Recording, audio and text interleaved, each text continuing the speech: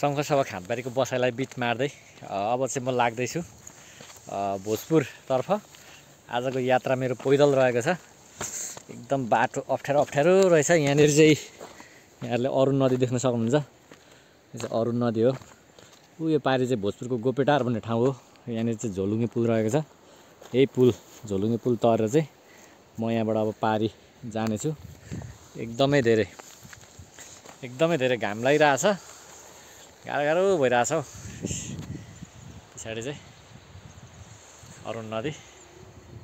त्यो माथि देखिँदै गरेको बिचको थुम्को, यो थुम्को चाहिँ तुमलिङ टारको सबैभन्दा पुछारको भाग हो। यहाँबाट तरेर पारि यता भोजपुरतर्फ हामी लाग्छौँ। अब त्यतिका घाममा हिँड्न त गाह्रो पो हुँदो रहेछ हौ।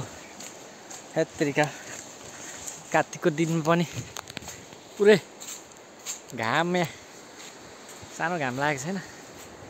गर्मी भइरहेछ। यहाँनिर गाह्रो भइसक्यो। अझै लगभग पैदल हिँड्यो भने म यहाँबाट 2 घन्टा चाहिँ को बाटो पैदल हिँड्नुपर्ने छ। अझै यो पुल तरिसकेर अहिले गाह्रो होला जस्तो भइसक्यो। यहाँनिर कसरी पुग्ने होला त घर। पैदल नहिँडेको चाहिँ धेरै भएको थियो।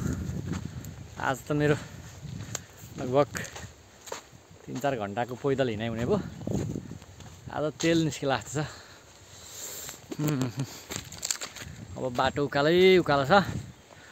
टक्क गोपेटारको पुल तरेर लाग्दैछु उकालो।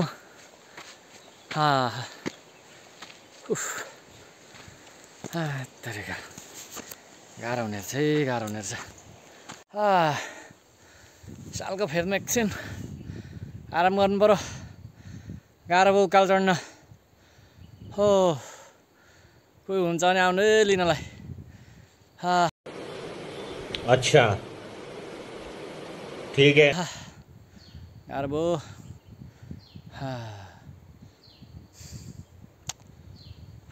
बसेर हुँदैन, लाग्नुपर्छ। उकालो चढ्नुपर्छ बिस्तारै। बिस्तारै पुगिन्छ। यो तरिकाको उकालो छ नि त बाटो त। उकालो लाग्ने हो।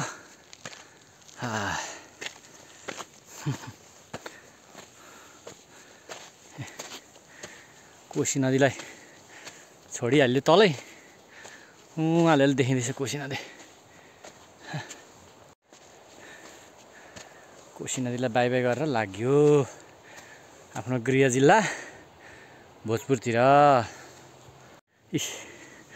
पाहाड पो रहेछ यहाँ त। पुरै सानो पाहाड रहेछ। आयो पो त हौ पसिना। त्यत्रो धेरै उकालो त छैन। अब यहाँबाट मास्तिर गोपेटार पुग्नलाई अलिकति म पुगिहाल्छु। त्यस पछाडि त्यहाँबाट तेर्सै छ। आज फेरि अलि जिउ पनि दुखिरहेछ। हिजो के अरे चाहिँ अब खाँदबारी आएको बेलामा सबैजना यता भएको आफन्तहरूलाई भेटौँ न त भनेर सबैतिर भेटघाट गर्न जाँदाखेरि 3-4 घन्टा बाइकमा लगभग अफरोड बाटोमा कुदाइ भयो। पुरै जिउ दुखेछ। अब त्यो दुखेको जिउ चाहिँ आज उकालो बाटोमा यसरी पसिना छुटाएपछि त पक्कै ठिक होला। हुनुपर्ने हो। आयो पसिना अलिअलि। एक्सर्साइज भयो राम्रै ज्यानलाई। तुमलिङ टार खाँदबारीलाई त मैले त धेरै पो छोडिसकेँ त हौ। यहाँ तल यो पारि देखिएको भनेको यो तुमलिङ टारको सबैभन्दा पुछारको भाग हो। यहाँ डाँडो, यो बिचको डाँडो देख्न सक्छौँ हामीले। यो चाहिँ खाँदबारी बजार हो। यहाँनिर बजार त पुरै क्लियर देखिएको छैन। यो बिचको थुम्की चाहिँ खाँदबारी बजार हो। निकै छोडिसकेको छ हौ खाँदबारीलाई त। दामी चौर आयो है अब चाहिँ ट्याक्कसँगले। यहाँनिर एकछिन विश्राम लिने हो। आराम गरेर जाने हो नि। एकछिन ढल्किनु पर्यो। चौरीमा आनन्दले आराम गर्नु पऱ्यो आनन्दको निन्द्रा लाग्ने रहेछ यतै सुत्तिनुपर्छ है क्या गन्तव्यमा नपुगेला फेरि ठिकै छ एकछिन आराम गर्ने अनि लाग्ने हो गन्तव्यतिर मेरो उकालो सक्यो रे उकालो सक्यो नि त अब यहाँबाट टक्क तेर्सै कुडुले घाटसम्म जाने हो त्यहाँबाट उकालो फेरि सुरु हुन्छ मेरो अनि अब लगभग 1 घन्टा चाहिँ मेरो हिँडाइ तेर्सै यो चाहिँ गोपेटार है एकदम मजाले बसेको तराई जस्तै सम्म टाढै भएको ठाउँ रहेछ त्यही भएर यसलाई चाहिँ गोपेटार भनेको होला सम्म ठाउँ रहेछ यहाँनिर चाहिँ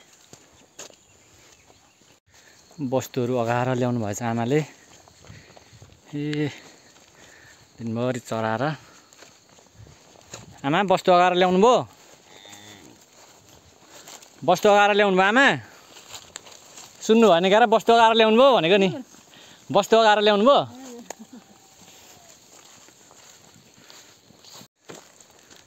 भोक पनि लाग्यो है हिँड्दै जाँदा तिर्खा पनि लाग्यो बेलुका हुन लाग्यो लगभग 3:45 भइसकेछ अनघन्टार जङ्गलमा एक्लै सुनसान हिँड्दैछु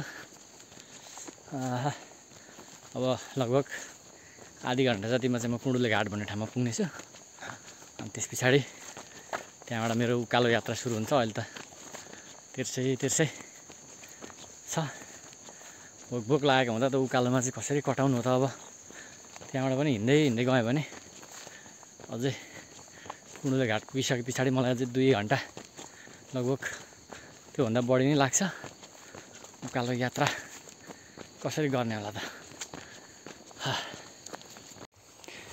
माया गर्ने मनहरूको लागि है त अब अरू त दिन सकिनँ यही एउटा यसो फुल हजुरहरूलाई यो खोला तरेर अब पारी जानुपर्ने हुन्छ म चाहिँ सिद्धसँगले फाइनल्ली घर आइपुग्यो है अब बल्ल घर आइपुग्यो घर आइपुग्दा त निकै जाडो सुरु भएछ हौ